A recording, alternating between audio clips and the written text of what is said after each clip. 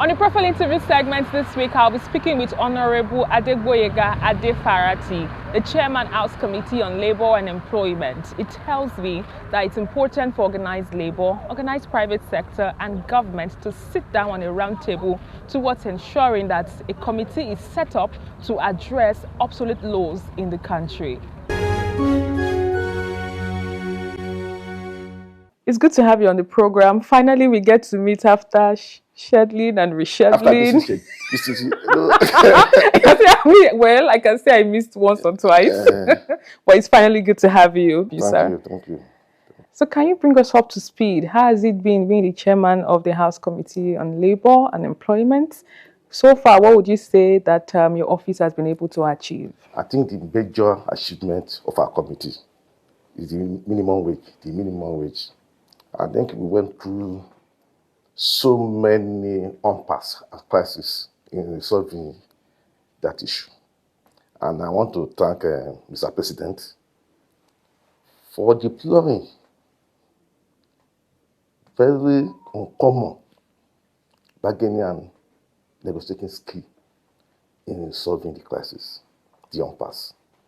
It got to a stage we needed to, the leadership of the House needed to invite the leaders of the union, and we had interface with them of how to go about it. And I can tell you that our interface was successful. So that's why we are enjoying the moment now. Secondly, I want to thank Mr. President for reviewing the period. It used to be 5 years before, but the period has been reviewed to 3 years. So, by the grace of God, next year, we should commence another discussion on minimum wage. I want to tell you, it's not a, I can't say it's a living wage, but we'll get there. Very soon, I can assure you, very soon, our workers will be happy. We'll get there. What we pass now is not a living, you can't say it's a living wage for workers. But as time goes, I can assure you, very soon, our workers will have a living wage to go. During the May Day celebration, which was just a few weeks ago, the leadership of the organized labor, that is the Nigerian Labour Congress and the Trade Union Congress of Nigeria, specifically demanded for an immediate review of the minimum wage. Perhaps maybe if we know that next year is when that conversation should start, maybe there might be an award that could be given to workers looking at the inflation that an average Nigerian is faced with at the moment. I want to share the view of the labor union leaders.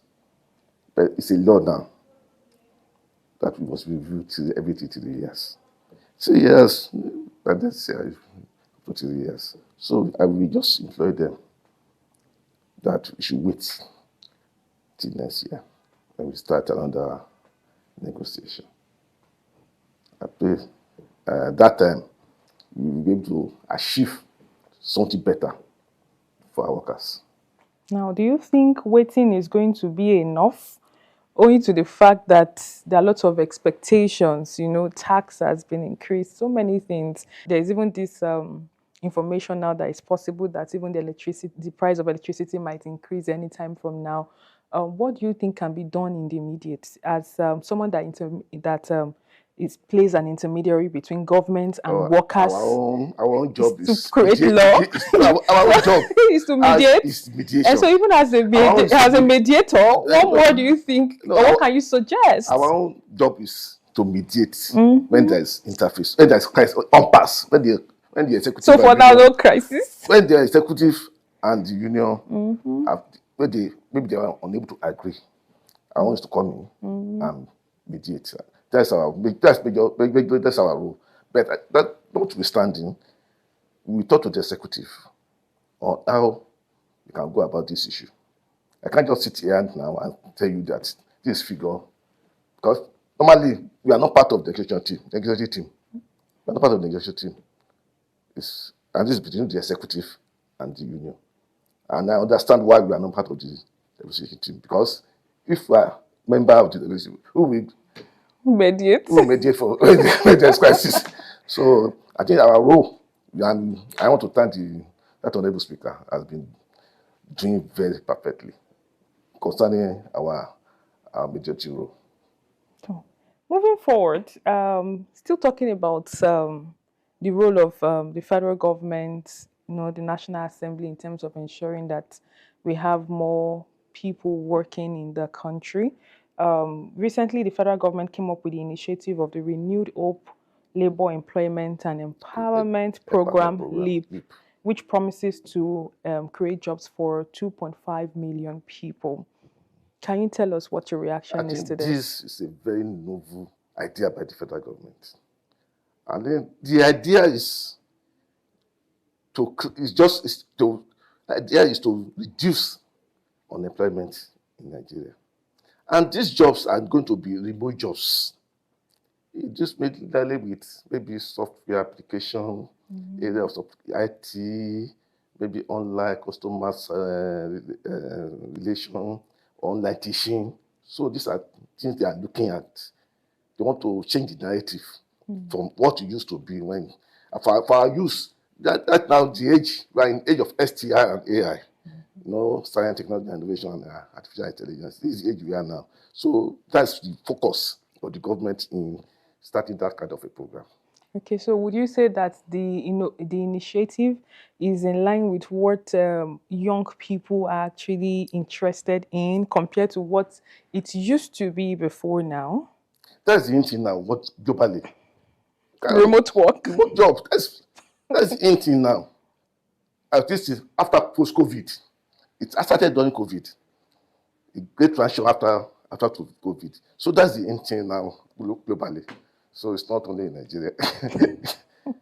But still talking about unemployment, we know that the organized private sector has the potential of creating more jobs, be it digital or platform economy or the regular civil service job. We know that government cannot create all of the jobs. Yes.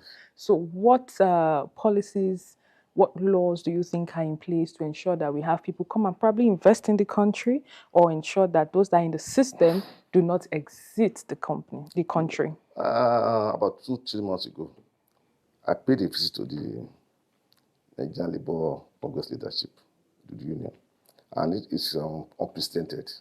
It's been long. I don't think Edinsham has done that before. Even they commended me when I was there. Our aim is to have interface with labor. They just have the obsolete, all the ancient and obsolete laws. Let's have them. Let's have them and work on them and amend them, because we believe that they are the players. They know all these laws, all these colonial laws that we've been working with for the past maybe 50, 60 years. Maybe it's time to amend all those laws. And we decided to have a ad hoc committee to interface with labor. And let us have all those laws that our job is for lawmaking. So let us have them and we go about it, not to go about it in the National Assembly. Okay, we know that it's a tripartite system.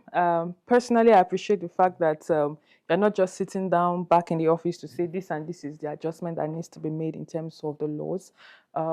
But would you say that the feedback you've been getting from organized labor and the private sector has been quick enough to ensure that you hit the ground running, to ensure that these laws probably are updated? That is the problem. That's why I said we should have a committee with our members. And that's what we assisting and fasting the process of having all these laws. So but in the previous years, there had been committees to tackle this particular challenge of addressing if the laws are up to date and are in tandem with global best practices. Is there no continuity? This is 10th Assembly. I'm a new member, so I won't say much about it. But this is the 10th Assembly, and we have People's Assembly. So I think we have our own focus. I'm not aware whether they have been, but when I went there, they told me that they have some laws that they need to work on to reject. But I said, let us have it. Let's have them and see how we can go about it. So are you calling on the tripartite body to hasten up Yes, this that's why process? we went there for the visit. Let's have those laws. Let's have those laws. They are the players. They know much than I do. They are in the labor union. I mean, I'm not a comrade, but now I'm a comrade because I'm a, By by extension. extension, I'm a comrade now. But they know, at least they should know better than members. But with your experience in governance, looking at where you even come from, um, are there other things you think that Nigerians should actually key into to ensure that we have a better economy and society with your wealth of experience? I think when it comes to the issue for economy, let's separate policy and politics. What most Nigerians are doing, they are playing politics. But when it comes to policy, I think we are on the right track. Though they are unpopular reforms, I won't say they are popular, but we must go through that process to have a better economy growth and development in Nigeria, unless we are deceiving ourselves. Let's separate politics and from policy. I cannot give kudos to the president for taking those unpopular decisions. They are not popular, but I have the assurance that it's capable of fixing the economy. As if I've been seeing results recently now with the IMF story and everything. Maybe it's like taking a bitter pill. If you are sick, you have to take a bitter. You will take it to get it, but it won't be immediate. But I can assure you that things will get better, and things are even getting better now. Okay, in terms of things getting better. On a final note, I'm aware that in terms of allocation, the federal government has been so magnanimous to state governors in terms of the allocation that they receive. But as we speak, we still have some states that have not implemented the new national minimum wage. What is your committee doing to address this? We discussed this issue with the labor union, and we asked them to get us the list of the states. It's a law. Unfortunate is that the penalty is not stringent enough. And I believe that with this new law, the one we are proposing, we made the penalty more stringent for people to default. I've told the labor union, let us have the names of the states that are not complying. It's a law of the Federal Republic. They must comply. So we are still expecting the list from them. When we have the list, we know what to do about it. But we make sure that we force them, we coerce them to pay. It's a law. They must pay. Are you of the opinion that state governments should think out of the box to ensure that their workers actually earn better or live better? Not only everybody, not only even private employers, they should think out of the box to generate funds for financial sources for day-to-day working of the government. It's not only the state, even federal government. They need to think out of the box. So I think most governments are doing that now. We are doing that now. At least I want to comment more. No, but it's good to appreciate those that are doing well. Most of them are performing. They are doing very, very well. Like the other day, I was in Lagos. I went to Lagos. I saw Governor Sanwo-Olu. I told him that we are one of the best governors in Nigeria when it comes to labor issue. Even my governor in those states, Governor locally that you are, he's been doing very fantastically well for workers. So I have some other governors too that I cannot make. So some of them are doing very, very well when it comes to workers' welfare. And I had a meeting with my counterpart in the Senate. We are trying to have a joint committee of factory inspection because we want to go out of our comfort zone. Yeah, we want to go to all these industries and see how they treat our Nigerian workers. We raised the issue of exported quota, the working condition of the environment of our companies. So all these things are things we want to look at, and believe maybe by next month we should start the inspection of some of these factories in Nigeria. I think it's a safe place to end. Thank you very much for your time. Thank you.